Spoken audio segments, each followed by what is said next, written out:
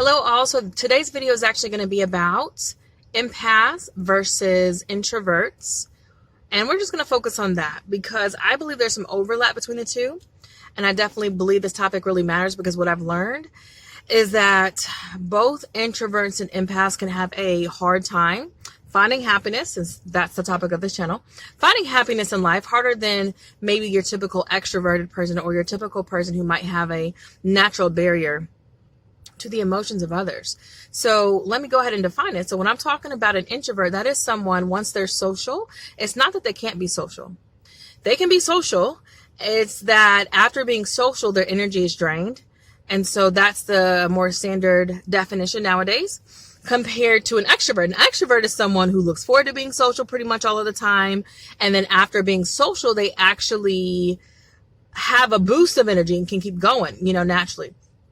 So some people kind of fall on a spectrum because basically it's not like you're just extroverted or introverted. There's kind of a wide spectrum. You can kind of be in the middle. But the world is pretty much catered to extroverts. So there's a good bit of books out there that talk about the challenge that an introvert could have in an extroverted world. One of the more popular ones is called Quiet, and she actually has a TED Talk. So the book is called Quiet. I can't remember the author's name, but you can look up her on TEDx as well. But yeah, so an introvert is someone who, again, is drained. And then if you want to take it a step further, an empath has that same draining reaction to being social. But on top of that, it's specifically because an empath is empathing the emotions, physical and feelings of others. So physically feeling sometimes the pain of others, and then also emotionally feeling the emotions of others. That was redundant, but you know what I'm trying to say. So yeah, that can be hard as well because a lot of people don't realize they're an empath. It's one thing to have a family member or friend and something bad happens to them and then naturally you feel bad because that's your family member or friend.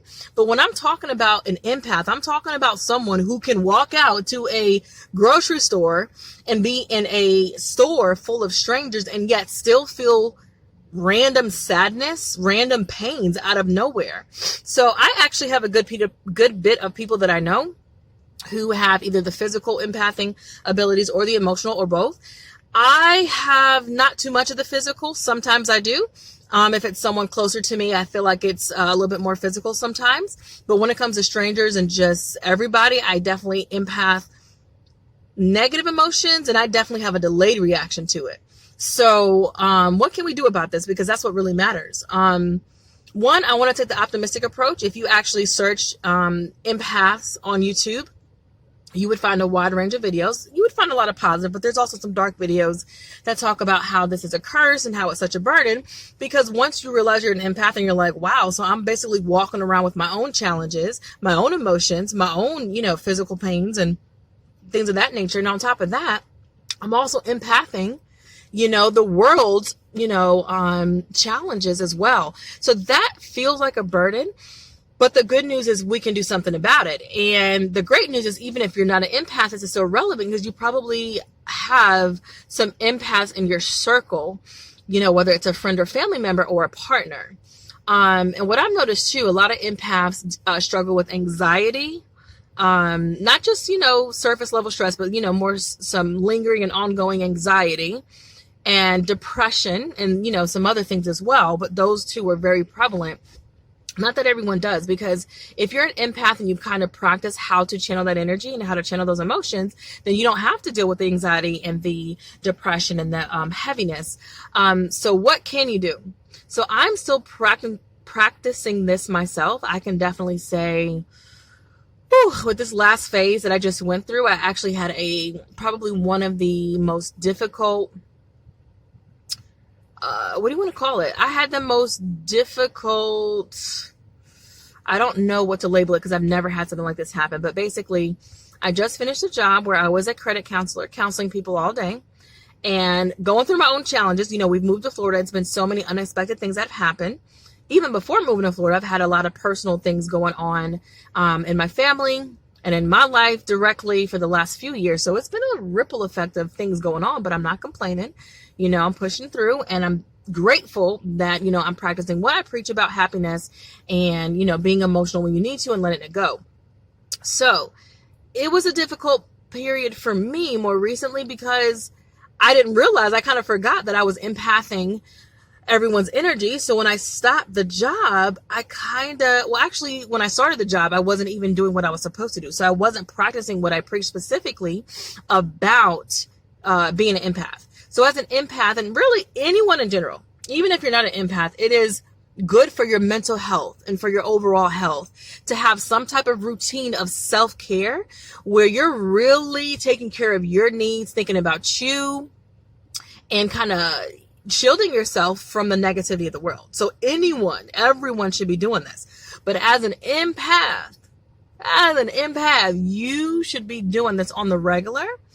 And some people don't even realize they're an empath until they're kind of late in age, and it's really hard to adjust your ways then. But anyways, no matter where you're at, all of us can make little changes. And being an empath is a gift because it means you're intuitive.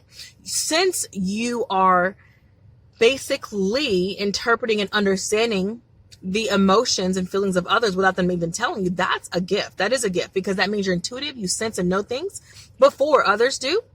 You just got to know how to channel it. So again, we're kind of going in circles here, but what can you do? You can create physical boundaries, and you can also create emotional boundaries, and you have to set intentions. So physically speaking, as an empath, most people who are empaths are already funny about personal space. So, we're not the type of people that typically are naturally huggers. I've learned to be a hugger.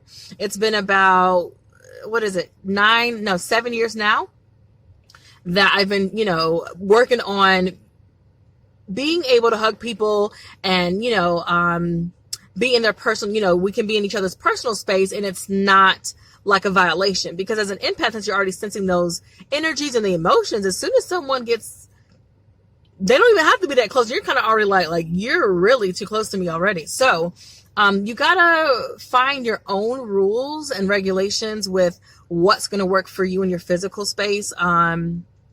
And for example, if you're already having a week where you've had to be really social, you're already feeling down, and maybe you're empathing others' emotions, that's not the time to maybe go out in crowded spaces or to go out and be extra social. You're going to really need to practice your self-care and physically take some time to yourself, which most empaths naturally do. So I will say, again, there is some overlap with introverts and empaths because introverts also want to have that time to themselves after they've been really social. But the difference is an introvert isn't necessarily feeling the emotions of others, although I have some suspicion that it's not like they're one and the same, but I really think there's more overlap than what most people realize. So physical space is something you're going to have to just, practice yourself. Emotional boundaries are a real thing. So I first learned about this from my clinical psychologist friend. Basically, she was telling me that since she counsels people all day as a clinical psychologist, you can imagine the stories and things that she has to work with people. So she was saying that you have to do like some visualizations, some meditations, or some prayers, even if you're not a spiritual person, even if you don't believe in God, just setting your intention, just doing your visualizations. And what I specifically mean is like saying out, to the world that although you're an empath and you care for people, you're not going to allow other people's negativity to attach to you. You're not going to allow that exchange. You're only going to allow positive energy to interact with your energy. That's an intention that I say all the time, is that, I'm out here and I love, people, and I care for people, and I want people to be happy and healthy, but coming down to their level and getting depressed for them and getting sad for them and getting anxious for them changes nothing. So I'm going to tell my mind and my body to stay where it's at and only go higher. If you're interacting with people and they have negativity, then create that emotional boundary and set your intention, because your mind is following orders, whether you believe it or not. Your mind is following your orders, your thoughts, and your intentions. So if you're not setting intentions, it's just going off of the subconscious program and going off of past experiences. So if you want to change something, that's when you got to switch it up, be very intentional, and start affirming what you want when it comes to your emotions and dealing with other people's emotions. So I know that's kind of all it's not that it's easier said than done. It just takes repetition. Once you find your natural flow, and that's what matters too, is being natural and finding what really works for you. For example, my clinical psychologist friend also told me that, she and a lot of people will visualize like an energetic bubble of protection around them. Some people might laugh as soon as they hear them. They're going to be like, what? Like, I can't do that, or it just seems too weird or awkward. Hey, then no problem. Do your affirmations or have some other practices. Some people believe in crystals and some other physical properties that you can use to kind of cleanse energy. So you can look up that as well. But find what works for you, basically. That's what I'll say. Find what works for you, because there's a lot of ways to shield yourself from negativity. And it is critical for empaths because, again, it can lead to anxiety and depression. And here you are thinking that, life is just so hard, and really what you're not doing is cleansing that energy. So love you, fellow empaths. Love all of you that deal with us empaths, because we're not perfect as well. Sometimes we can be volcanoes. If we don't let it go, we'll just hold it in and then explode. So let's not explode, guys. Let's let it go and go with the flow.